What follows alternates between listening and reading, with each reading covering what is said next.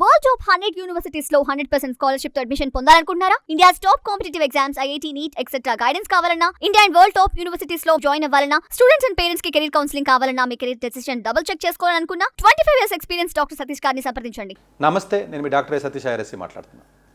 So యాక్చువల్గా చాలామంది పిల్లలు అండర్ గ్రాడ్యుయేషన్ చదివినటువంటి పిల్లలు ఎవరైతే బీటెక్ చదివినటువంటి స్టూడెంట్స్ ఎవరైతే ఉంటారో వాళ్ళకి చాలామందికి జాబ్స్ లేకపోవడం, లేకపోతేనేమో ఇంటర్న్షిప్స్ లేకపోవడం, ఇలాంటి కేసెస్ ఈ సంవత్సరంలో చాలా ఎక్కువగా ఉన్నాయి. అంటే జాబ్స్ చాలా తక్కువగా ఉండడం, ఓన్లీ 100కి 4-5కి మాత్రమే యావరేజ్గా రావడం, కొంచెం తక్కువ శాలరీస్తో చూసుకున్నా కూడా యావరేజ్గా 10% మించి జాబ్స్ ఎక్కడ కూడా లేవు.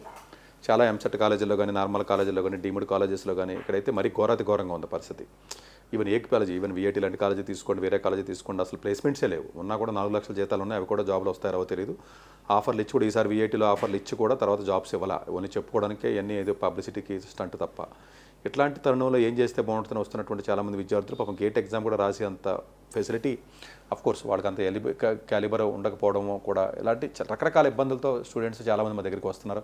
సరే, నాకు అవగాహన ఉన్నంతవరకు వాళ్ళకి ఇవ్వగలిగినటువంటి సలహా నేను ఇస్తున్నాను. బట్ దీనిలో భాగంగా అంటే ఏదైనా సెల్ఫ్ స్పాన్సర్డ్ కోటాలో మనకి గేట్ ఎగ్జామ్ రాయకుండా ఏదైనా ఎంటెక్ చేసుకుంటే, ఖాళీగా ఉండడం కంటే ఎంటెక్ చేసుకుంటే బెటర్. కాబట్టి సరే, ఇప్పుడు ఎంటెక్కి వెళ్ళిపోతే జాబ్లు వచ్చేస్తే, ప్లేస్మెంట్లు వచ్చేస్తాయని నేను చెప్పట్లేదు. కానీ కొంత మరీ ఖాళీగా ఉండడం కంటే ఏదైనా కొంచెం నాలెడ్జ్ గెయిన్ చేసి, ఏదైనా అక్కడ 2 ఏళ్ల పాటు కొంచెం చదువుకుని, కొంచెం నెట్వర్క్ ఏదైనా బిల్డ్ చేసుకుని, ఏదైనా ప్రాజెక్టులు లాంటివి చేసుకుని, కొంచెం స్కిల్స్ డెవలప్ చేసుకుని మళ్ళీ జాబ్కి వెళ్ళడానికి కొంత అవకాశం ఉంటుంది. ఆ ఉద్దేశంతో కొంతమంది పిల్లల్ని ఎంటెక్కి వెళ్ళమని చెప్తున్నాం.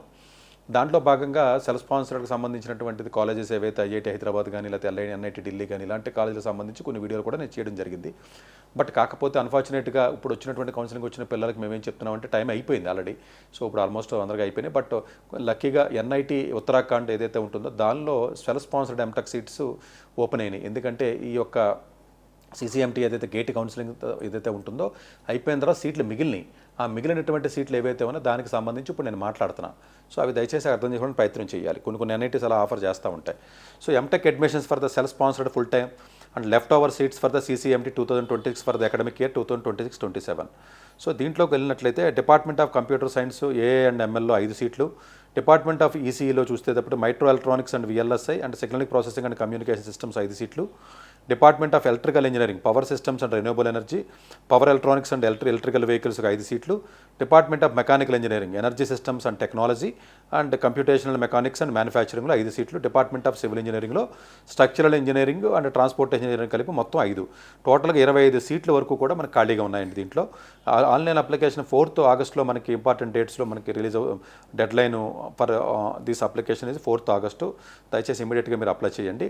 డిస్ప్లే వాళ్ళు ఏ ఎలిజిబిలిటీ ఉన్నటువంటి స్టూడెంట్స్కి డిస్ప్లే చేస్తారు 6th ఆగస్ట్ని. అది రిటర్న్ టెస్ట్ 10th ఆగస్టు అఫీషియల్గా మీరు వెళ్ళి రాయవలసి ఉంటుంది. ఎగ్జామ్ గేట్ పద్ధతిలోనే ఉంటుందండి. 50 మార్కులకు పెడతారు. 30% 15 మార్కులు వచ్చినట్లయితే మీరు క్వాలిఫై అయినట్టు. తర్వాత ఇంటర్వ్యూ క్వాలిఫై అవుతారు. తర్వాత ఇంటర్వ్యూ ఉంటుందండి. వెన్యూ ఆఫ్ రిపోర్టింగ్ క్లియర్ రాశారు, conference room, admin block, NIT Uttarakhand. Interview అయిపోయిన తర్వాత, ఎగ్జామ్ అయిపోయిన తర్వాత సేమ్ డే 4 o'clock ఇంటర్వ్యూ పెట్టేస్తారు.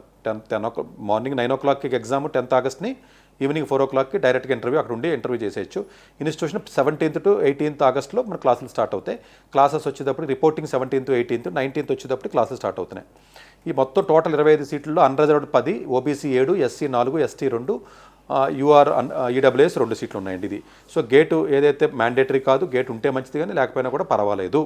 అట్లాగే ఎగ్జామ్ పెడతారు. అది ఎలిజిబిలిటీ 55% బీటెక్ ఉంటే సరిపోతుంది. సిసిఎంటీ ఎలిజిబిలిటీ క్రైటీరియా ఏదైతే ఉంటుందో ఎగ్జాక్ట్ అదే క్రైటీరియా ప్రకారం మీకు ఉంటుంది. అందువల్ల ప్రాబ్లం ఏమి లేదు. సో డెఫినెట్గా ప్రోగ్రామ్ విల్ బి ప్రిపేర్డ్. అదే నేషనల్ స్పాట్ రౌండ్ ఏదైతే ఉంటుందో సిసిఎంటీ, దానికి సంబంధించి సీట్స్కి సంబంధించి మిగిలినవి దీంట్లో పెట్టేయడం జరిగింది వాళ్ళు. సో తర్వాత అప్లికేషన్ ఫీజు 500 రూపీస్ ఉంది. ఆన్లైన్ అప్లికేషన్ చాలా క్లియర్గా ఉంది. మీ సర్టిఫికేట్స్ అన్ని అప్లోడ్ చేయొచ్చు. 10th, 12th UG transfer certificates, migration certificate మీరు అప్లోడ్ చేయవలసి ఉంటుందండి.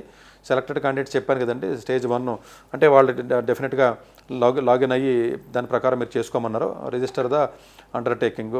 సో AMANW ఆఫ్ కోర్స్ ఇది ర్యాగింగ్ సంబంధించి అనుకోండి, అది అవసరం లేదండి మీకు. సో ఫీజు కూడా సెల్ఫ్ స్పాన్సర్డ్లో first semester 75,000, second semester 52,000, third semester 53,000, fourth semester 52,000. మీకు గేట్ లేకపోతే ఎలాంటి స్టైఫండ్ రాదు. బట్ నామినల్గానే ఉందండి, ఫీజు మరి ఎక్కువ లేదు కాబట్టి మీరు చేసుకోవచ్చు. దాంట్లో ఒక్కొక్క డిపార్ట్మెంట్కి సంబంధించిన ఫోన్ నెంబర్ కూడా క్లియర్గా ఇచ్చారండి. దయచేసి ఏదైనా డౌట్లు ఉన్నట్లయితే కంప్యూటర్ సైన్స్ డిపార్ట్మెంట్లో ఉన్నటువంటి నెంబర్ ఏదైతే ఉంటుందో, డిపార్ట్మెంట్ ఆఫ్ కంప్యూటర్ సైన్స్ 8500173440, అట్లాగే ఎలక్ట్రానిక్స్కి సంబంధించి 9893348181, అట్లాగే మెకానికల్ వచ్చేటప్పటికి 8077784616, ఎలక్ట్రికల్ చూసేటప్పటికి 9557108456, సివిల్ ఇంజనీరింగ్ వచ్చేటప్పటికి 7572893890.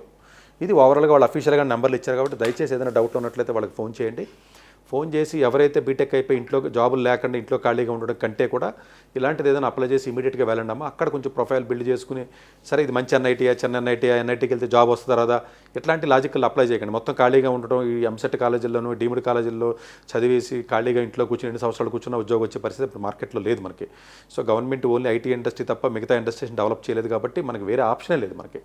సో ప్రాబబుల్లీ మీరు ఎన్ఐటీ ఏదైతే ఉందో దయచేసి ఇక్కడికి జాయిన్ అయ్యి అక్కడి నుంచి ప్లాన్ చేసుకుంటే బెటర్గా ఉంటుంది. ఈ ఇన్ఫర్మేషన్ ఎవరైనా తెలియనటువంటి విద్యార్థులు ఎవరైతే ఉంటారో దయచేసి తక్కువ టైం ఉంది కాబట్టి మీరు మీ యొక్క ఎవరైతే మిగతా పిల్లలు ఎవరైతే ఉంటారో మీ చుట్టాలు కానీ మిగతా వాళ్ళు బీటెక్ పాస్ అయిన ఎవరైతే ఫైనల్ ఇయర్ పాస్ అయిన వాళ్ళు ఉంటారో అఫ్కోర్స్ 1 ఇయర్ పాస్ అయిన తర్వాత అయినా కూడా కొంతమంది చిన్న చిన్న ఉద్యోగాలు పోతాయి అనుకున్న వాళ్ళు కూడా దయచేసి ఇమీడియట్గా దీన్ని అప్లై చేసి చక్కగా ఇక్కడికి వెళ్ళి ఎగ్జామ్ రాయండి.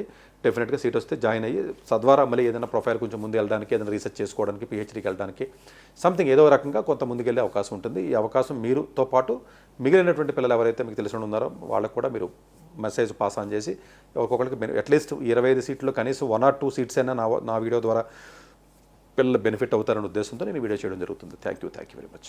డాక్టర్ ఎస్ సతీష్ గారు ఏపీ తెలంగాణ విద్యార్థులకు సుపరిచితమైన పేరు. సతీష్ గారు 2001 యూపీఎస్సీ పరీక్షల్లో ఇండియన్ రైల్వే విభాగంలో ఉద్యోగం సాధించారు. సతీష్ గారు చదివిన చదువులు engineering, MTech, MBA executive MBA, MSc, MBA HR, MA psychology లాంటి పోస్ట్ గ్రాడ్యుయేషన్ డిగ్రీతో పాటు డాక్టరేట్ కూడా చదవటం జరిగింది.